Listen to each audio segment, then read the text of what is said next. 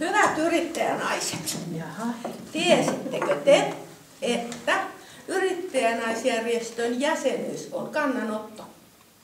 Mitä enemmän meillä on jäseniä, sitä paremmin meitä kuunnellaan. Sitä suuremmat mahdollisuudet meidän on vaikuttaa yrittäjänaisten parempaan huomiseen. Nyt mä kysyn teiltä. Mä haastan teidät. Onko teillä habaa haasteeseen? Jos jokainen teistä hankkii yhden uuden jäsenen, me tuplataan meidän jäsenmäärä. Me saavutetaan taas meidän suurimman yhdistyksen asema. Vallataan se takaisin. Kaikki tulee mukaan tähän. Nyt alkaa jäsenhankintakampanja. Habaa haasteeseen. Mikä on haba?